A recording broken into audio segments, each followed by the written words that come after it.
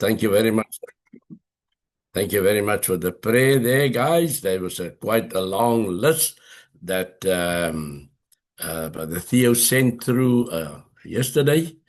And yeah, we need to keep each other in our prayers. And just learn now that as Wayne say, it rained there by them. I think Ashley said, but didn't pray for rain. But he said, no, there was some time ago that we had that on the list, pray for the Eastern Cape rain and so on. So God reminded that request, and at the right time, I believe the rain fell. And so he will bless all of us at the right time. This evening, again, we are still continuing with the truth. Let me just ask our friend, brother. You have the rice. You have the rice. Thank you. All right. I can. Okay, let's go. All right. All right. Let me just put some things out of the way. All right, that is out of the way. Now I'm going to make this larger. All right, there we have the full view. Yes, we continue with the my hope is built on nothing less but the truth. And now I did bring this into the picture.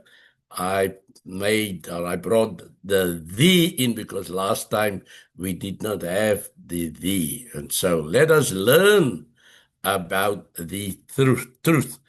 And you will see our friendly verses there, John 8:31 and verses 32. It's still recorded there, but we are going to touch on it, but we're going to have a little wider scope this evening. Now, our introduction is, as I say, let us learn about the truth. In John 8, verses 31 and 32, we find that Jesus was mentioned an important objective. That means it is knowing the truth. And knowing the truth is not accomplished by accident. We must continue in the Lord's word. Otherwise, we become familiar with it because we've read it in the Bible and we know it's actually all of us must actually have this embedded in our head. John 8 verses 31 and 32, because our whole exercise of following the Lord is because of this one word, the truth. The truth provides a special blessing. It makes us free because we have it there that Jesus said, and you will know the truth, and the truth will set you free. Now, so in our lesson tonight, we're going to study a number of passages that teach us about the truth. And as we study, let us learn what the truth is all about. And the first point we need to make is that Solomon, in the Old Testament, remember Solomon is the wise man, and he even touched on the truth.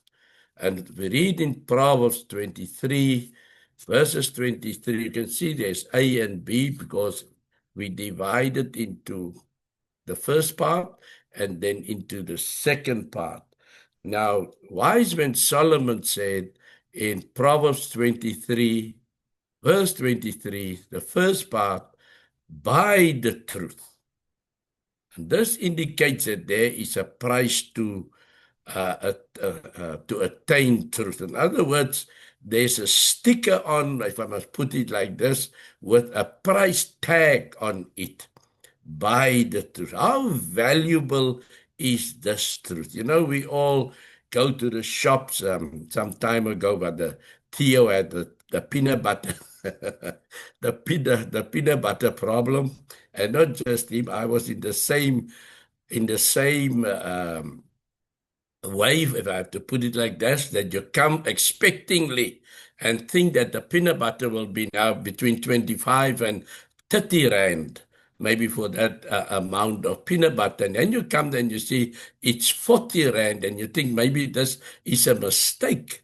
and immediately your enthusiasm is dampened. And so you walk by hoping maybe next week or so when you come again, it is less. So this is how we go and shop. We go and shop for value for money. And so Solomon say, buy the truth. And you know this one point about buying something. If you get something free, I know the truth will set you free, but if you don't buy it, then there's nothing to gain from it. But that the Solomon says, by the truth, and in his wisdom, he realized that once I put my hands in my pocket, and it is a necessity, and it's the necessity, it will not mean one has to know what it costs, then you will buy it. Nothing is going to deter you from buying it. So then in 23b, he says then also, sell it not. Now, this is not a bargaining business that I buy to make a profit. When I buy to keep. Because that's what he say. Buy the truth and sell it not. And if we have to go further into that verse, it will say, yes, wisdom and instruction and understanding. It seems like if you buy the truth, you get what we call in Cape Town, pasala. I don't know, but this word is a word that is formulated amongst our Muslim brethren, not brethren, neighbors, let's call it better that way. Our Muslims, we Cape Townians have learned lots of phrases from the our Muslim neighbors, like pasala means you get extra. You buy one thing and then the person will give you extra, and it makes you feel that you've just right the best bargain. But he says here, if you buy the truth, and you will even get wisdom, you will get instruction, and you'll get understanding, and therefore you see, why must I sell it? Otherwise, I had to go and buy instruction and wisdom and understanding. And here I get everything in one basket. Solomon, you're great for bringing us to this understanding like that. We buy the truth. We have to pay it for it because we find it is necessary and means it is attainable. It's there. There's no scarcity of it. Sell it not indicates that truth must be retained. I need to make it my own. God's people are to pursue truth. We must buy it and we must never sell it. Why? By the end of the lesson, we'll find even now, we already are part of the truth and we find the value of it. And so we will never part from it. Now, during his ministry, Jesus had much to say about the truth. Jesus did not have much to say about the truth only. He even had much to say about life and even about light. And just put this one side. Remember last Wednesday, we said that John 22 times in the book of John, he mentioned the word truth, where in Matthew, I think it's about once, and Mark is about twice, and Luke also 2 or 3 times. But John, he's got 22 times. But when we go to Jesus was speaking about life, and it's mentioned 34 times in the book of John. And light is 21 times in the book of John. So we can see these through these 3 topics, if I have to put it like this, ingredients in our Christian life John walks with the word of God. He remembers everything that God said, and we are thankful. That is why the gospel, we have the, I wanted to say that other three, Matthew, Mark, and Luke is the, the word has left me now, but John is actually what did we had to write the paper. Synoptics, brother. Synoptics. There you are, my brother. Thank you. They say that the three synoptics, but John is also, but there is a difference in the two. That and that's why we can see John starts off with the word, where the others would start off with Jesus according to the Jewish history with the birth of Jesus and so on. Mark, well, is a lesser, not lesser, but a shorter book of Matthew and Luke. And so you don't have the genealogy of Christ. So the synoptic, John is, we had to go now, why is John not part? Why don't we say the four synoptic? We say the four gospels, but we say the three synoptic gospels, and John is the book of, one can say, the light, the life, and the truth of Jesus Christ. So John 4, verse 23 and 24, this is what Jesus had to say, speaking to the woman at the well. Remember, he had the Samaritan woman there, and he was saying, the hour comes, no? The hour comes and now is, when the true worshippers shall worship the Father in spirit and in truth, for the Father seeks such to worship him. So Jesus said that the true worshippers worship the Father in spirit and in truth. So that brings us, why doesn't it just say Jesus said that the worshippers? Why put the word true? It makes a distinction that there can be false worshippers also. And unfortunately, because our enemy, the devil, also goes about seeing whom he can mislead.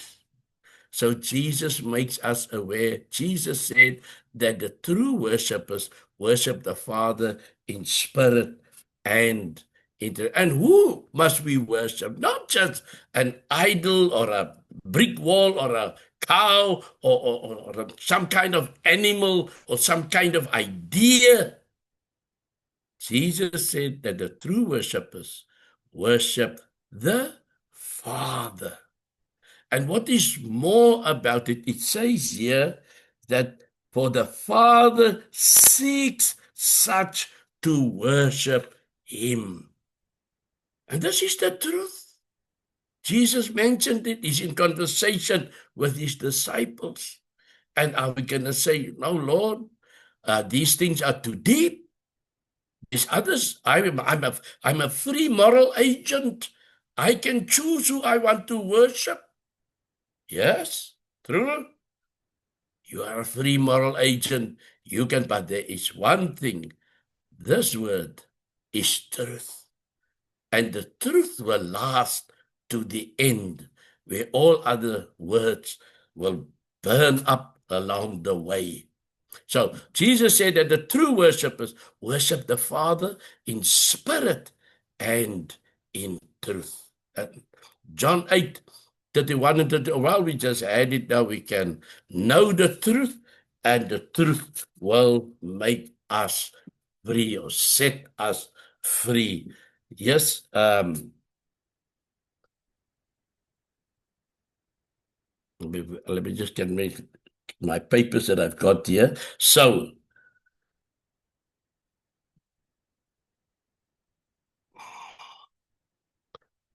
John 8, 31, 32, we can know the truth and it will make us free. Now, one has to think about, it's 1 Corinthians 11, no, 1 Corinthians 10 and verses 4, I believe, would say all the things that happened before was happened for our, as a lesson or a teaching, so that we cannot do or should not do the same things. Now, also last time and I think it is with Nehemiah's Bible study, which I mentioned that, or was it last week, that the 10 Commandments was of a truth. It was God's word through his agent or his servant Moses. And would we say it was not inspired? It came from God. The Jews, rightly so, made from the 10 almost 600, so that everyone could have a good understanding about it, how to follow God in spirit and in truth. And yet it breaks our heart today when we learn of all the wayfaring manner of the Israelites. They were not true to God.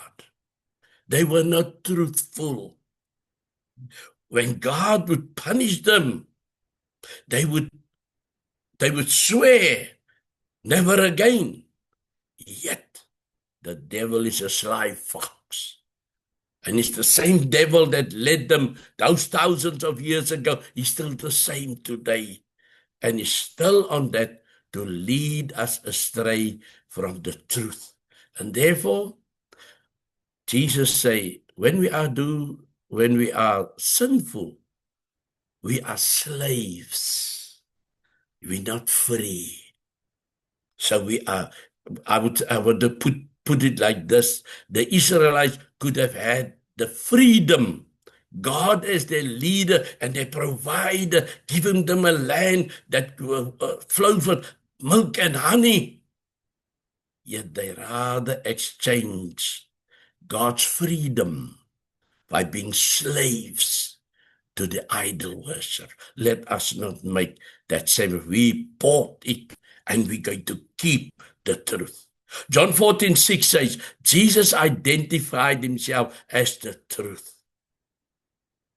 Thomas was asking and he's saying, Lord, where are you going? And we do not know the way. But Jesus says, I am the way, the truth, and the life. No one comes to the Father except by me. Just get it correctly here. Yes, Jesus said unto him, I am the way, the truth, and the life. No man comes unto the Father but by me or through me. I am that guide. I am that gate. I am that door. Jesus identified himself as the truth. John 17:17, Jesus identified God's word as truth. And he said that God sanctifies through the truth. Says Jesus was praying, and we go read, and that can properly identify John 17 is the Lord's Prayer.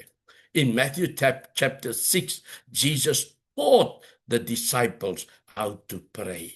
But in John 17, it is the Lord's Prayer. He addresses between him and his Father, because there he first prayed for himself, and then he prayed for the disciples, and then he also prayed for those that will believe the word that they speak, and that is us.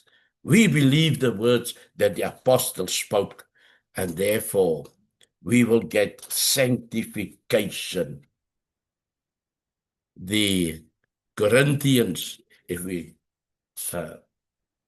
in Acts chapter 18, we find the Apostle Paul on his missionary journey. He ended up there in Corinth, and in verses 8 it says, It says it begins, chapter 18 begins with, after these things, he left Athens and then he went to Corinth, and there he found Aquila and Priscilla. And then in verses 8 it says, and Crispus, the leader of the synagogue, believed in the Lord with all his household. And many of the Corinthians, when they heard, were believing and being baptized.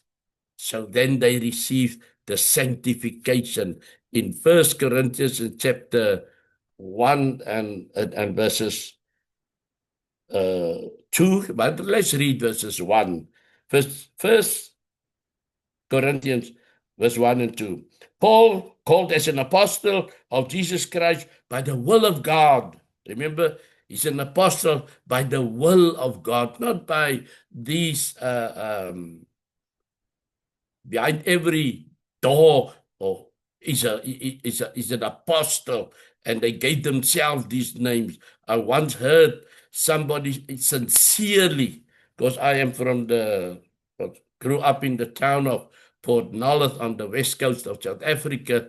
This person he said he was from Port Nolloth, and I have a good idea what is happening there. And he says, people, what is happening? Because he says, I'm a Pentecostal. He identified himself and he said, what is happening? We are becoming a circus.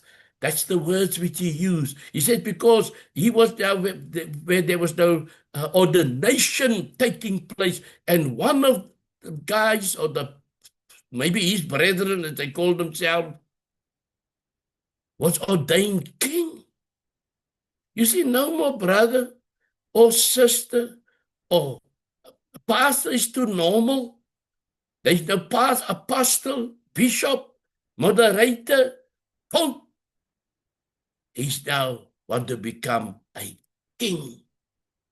Oh, what next? We shall know the truth, and the truth will make us free. So in Paul writing to the Corinthians, by the will of God, and Sosthenes our brother, to the church of God which is at Corinth. Now, church is not the building that is there in Corinth. It is the church is the people, the believers. He say, to those who have been sanctified in Christ Jesus. How did they become sanctified? We read here that they heard, they were believing, and they were baptized. That's the truth. That's how the truth stands. That you must hear, you must believe, and you must be baptized. Or even have confession, must even go, I believe that Jesus is the Son of God. And so he says, to those who have been sanctified in Christ Jesus, saints by calling, with all who in every place call upon the name of our Lord Jesus Christ, their Lord and ours. That's the description which the Apostle Paul writes here when he says, Jesus identified God's word as the truth, and he said that God sanctifies through his truth. And this is just that the Apostle Paul confirms it by the believing Corinthian church. And so we also this evening are aware about, are being taught the truth. We learn about the truth. John 18 and verse 37 says, Jesus said, let's get it there. Then Pilate said to him, So you are a king? Jesus answered, You say that I am a king. For this purpose I was born, and for this purpose I have come into the world, to bear witness to the truth. Everyone who is of the truth listens to my voice. And we've got here during his ministry, Jesus has much to say. And it's what we also had in your last study. What did Jesus say?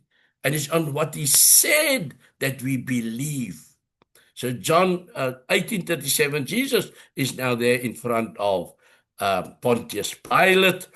And between Jesus and Pontius Pilate, Pontius Pilate is now actually the middleman. There's a crowd that is baying for the blood of Jesus. There's a crowd when he what's his name? Pontius Pilate said, I find no fault in this man. He says, you take and you go and crucify him. And they said, it is not allowed us. No, the Romans gave them all the right. You can even have a court case yourself. But there's one thing you cannot do. You cannot apply the death sentence. Only the Romans can do that. And so therefore they could say, you sent him to Calvary. You've got to, otherwise you are not the friend of Caesar. And it's on this that he asked the Lord, are you, so you are a king? Jesus said, you say that I am a king. You said, maybe somebody whispered in your ear, for this purpose I was born, and for this purpose I have come into the world. Now we know that Jesus came to seek and to save the lost. And we have it here. What was the purpose? To bear witness to the truth. And it's for the truth's sake that Jesus is suffering at this moment at the hands of religious leaders. And even today, the devil has not relinquished that grip. He's still using people today to go against the truth or to misapply the truth for their benefits. Because when it says the truth will make you free, it means the truth will enlighten you so that you can make an honest decision. Jesus said he came to bear witness, and for this purpose he was born. Say, and for this purpose I have come into the world, to bear witness to the truth. And then everyone that is of the truth hears my voice. Do you remember when Jesus was speaking about the good shepherd? They will follow no other, because they follow the shepherd. They know my voice. They will not follow another. And I know them by name. Church, this evening, that's what the truth is all about.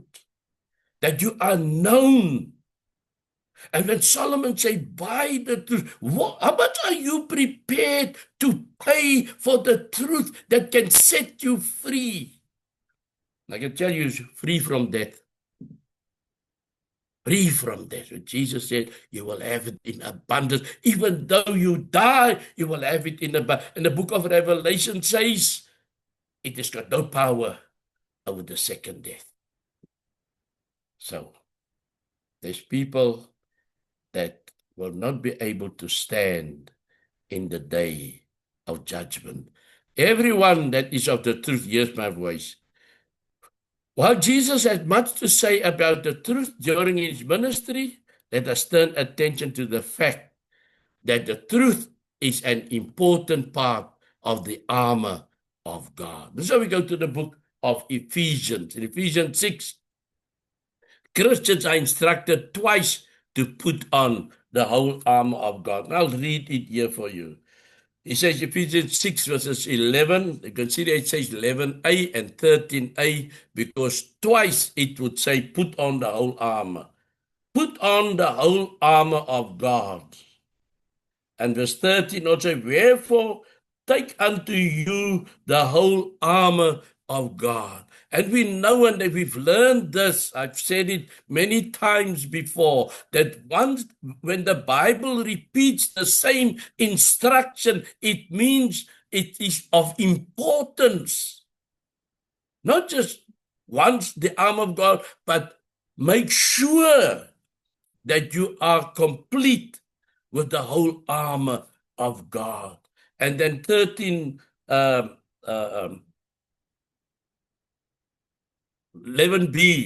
and 13b. 11b says, why must we have the whole armor of God? That you may be able to stand against the wiles or the schemes of the devil. Because the devil is not for the truth. The devil is for evil. And therefore, 13b say that you may be able to withstand in the evil day and having done all, to stand. And so, truth is important part of the armor of God. A picture comes to me of, what's his name, Goliath.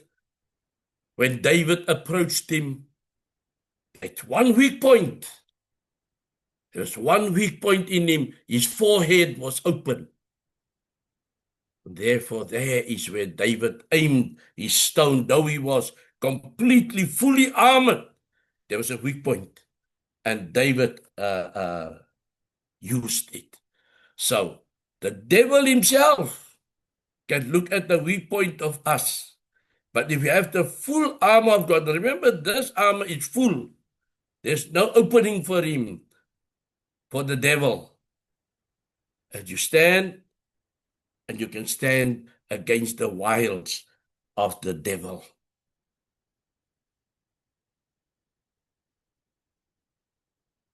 Let's learn more about this devil. Our enemy is Satan. John 8:44. Jesus identified him as a liar.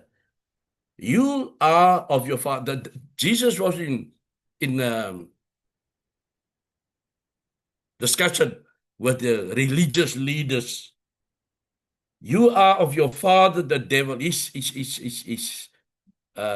addressing the religious leaders, and he's telling them that they are of their father, the devil, and the lust of your father you want to do.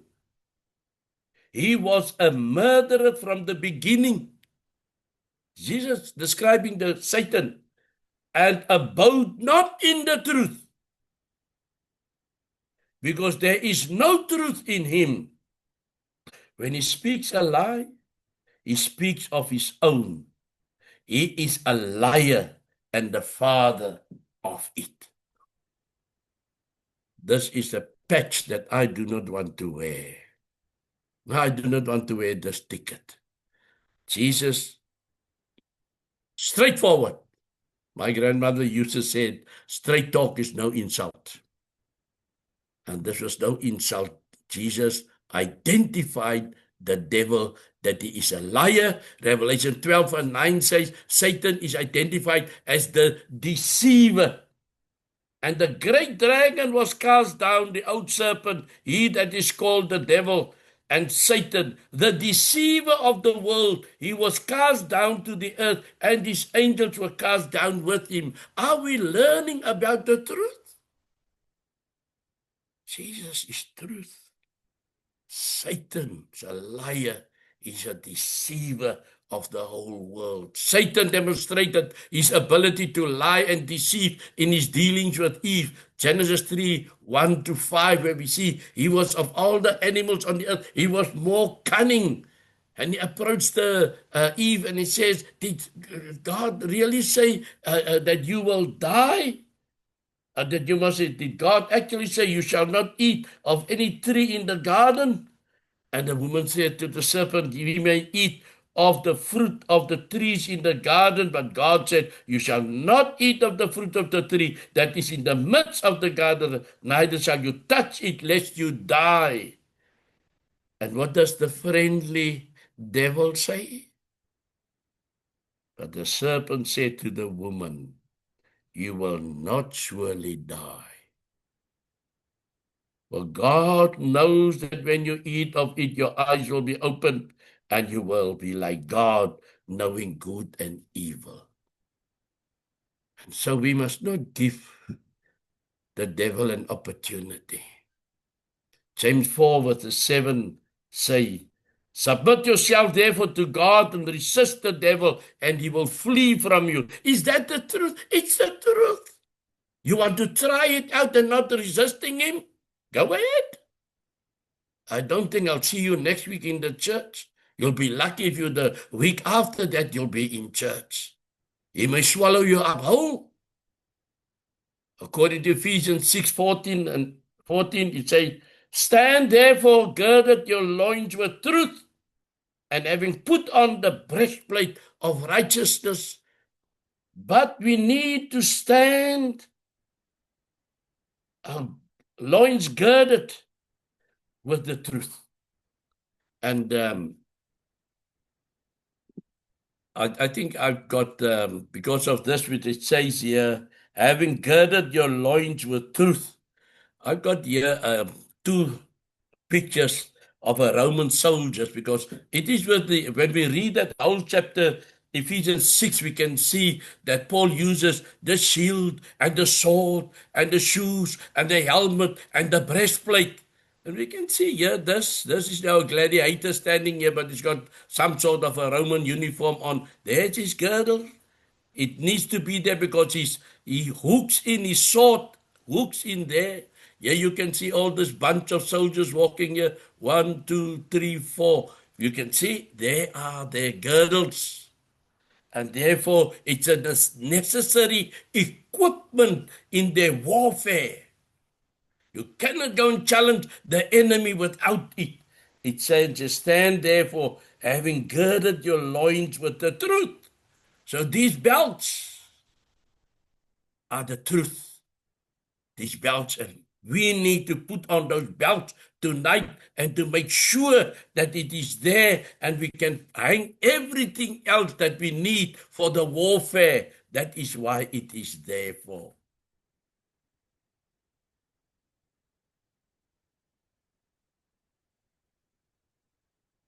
So to be able to withstand Satan, Christians must be armed with the truth. Your loins gird about with the truth.